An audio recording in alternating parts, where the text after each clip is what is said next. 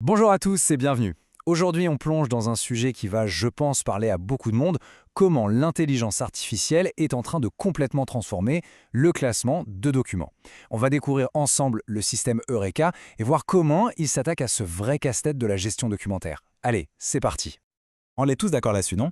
Les factures, les contrats, les devis, ça s'empile, c'est une véritable avalanche numérique au quotidien. La vraie question, c'est comment on fait pour s'y retrouver sans y passer des journées entières? C'est le point de départ, le problème que Eureka cherche à résoudre. Et la solution, la voilà, Eureka. L'idée de base est super simple. Au lieu de faire tout ce tri à la main, on va laisser une intelligence artificielle s'en occuper. Mais attention, la vraie différence, c'est qu'elle ne fait pas que déplacer des fichiers. Non, non. Elle les lit, elle comprend de quoi ils parlent et elle les classe de manière vraiment intelligente.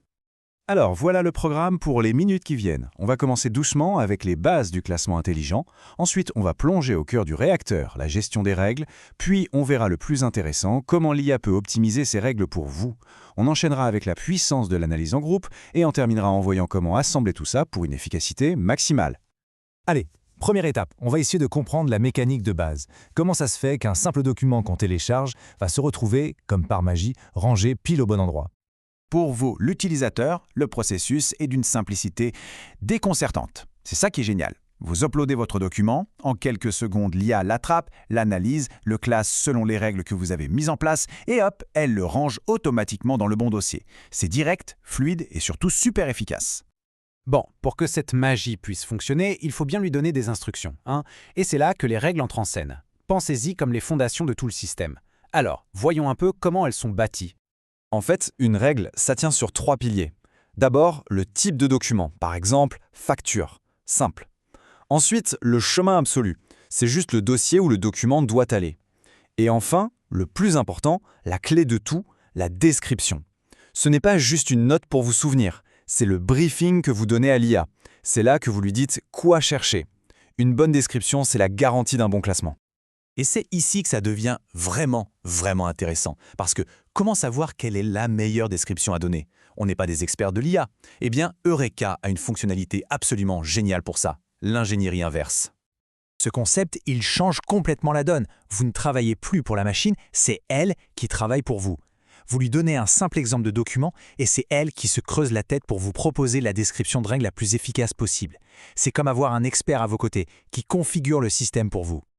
Et le processus est aussi simple que le reste. Vous prenez une facture type, vous la donnez au système, vous lui dites « ça, c'est une facture » et là, l'IA se met au boulot. Elle décortique le contenu, analyse tout et vous renvoie une suggestion de règles, optimisée et prête à l'emploi. C'est incroyable de facilité.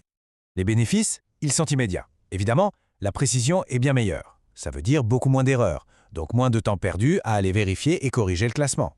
Et surtout, c'est un gain de temps énorme au démarrage, lors de la configuration.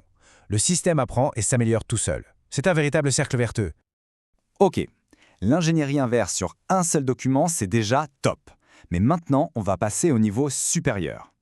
Qu'est-ce qui se passe si au lieu d'un seul document, on lui en donne plusieurs d'un coup? C'est le principe de l'analyse batch, ou analyse par lot si vous préférez. Cette phrase résume tout. Au lieu de se fier à un seul exemple, l'IA va regarder ce que 5, 10 ou même 15 documents similaires ont en commun. Elle ne va plus se concentrer sur les petites particularités d'un seul fichier, mais elle va dégager les points communs, une sorte de consensus. Et ça permet de créer des règles beaucoup plus solides. Cette comparaison, elle est super parlante. L'analyse simple, c'est rapide, c'est spécifique. C'est parfait pour un type de document qui ne change jamais. Mais l'analyse batch, elle est plus robuste. Elle crée des règles qui sont généralisables, c'est-à-dire capables de reconnaître des petites variations d'une facture à l'autre, par exemple. C'est vraiment ce qui fait passer une règle de bonne à excellente. Bon, maintenant qu'on a tous ces outils incroyables, comment on met tout ça en musique? C'est quoi la stratégie pour avoir une configuration vraiment parfaite et qu'est-ce qu'on peut en attendre comme performance concrète? Voilà la méthode, la feuille de route idéale. On part tout simple, une règle basique. On teste avec un exemple. Puis, on fait monter l'IA en puissance avec l'ingénierie inverse. Ensuite, si on peut, on blinde la règle avec une analyse de groupe. Et seulement après, on déploie et on surveille. C'est une approche progressive, hyper sécurisée pour garantir les meilleurs résultats possibles. Et ces résultats, justement, quels sont-ils? L'objectif numéro 1, c'est d'atteindre une précision de classement supérieure à 95%. C'est-à-dire que plus de 95 fois sur 100, le document atterrit au bon endroit. Ce qui veut dire, logiquement, que le taux d'erreur, ce qu'on appelle les faux positifs, doit être en dessous de 5%. C'est vraiment minime. Et le tout en garantissant une vitesse de traitement assez bluffante. Moins de 2 secondes pour analyser et classer un document. Ça veut dire qu'on peut traiter des volumes énormes sans aucun souci. Au final, s'il y a une chose à retenir de tout ça, c'est cette progression. On ne cherche pas la perfection tout de suite. On commence avec une règle simple, on la rend intelligente avec l'aide de l'IA, et enfin on la rend robuste, quasi infaillible, grâce à l'analyse de groupe. C'est ce cheminement qui est la véritable clé du succès. Voilà, on arrive au bout de cette analyse. Vous avez maintenant toutes les cartes en main pour vraiment transformer votre gestion de documents. Alors la question que j'ai envie de vous poser est simple. Par où est-ce que vous allez commencer ?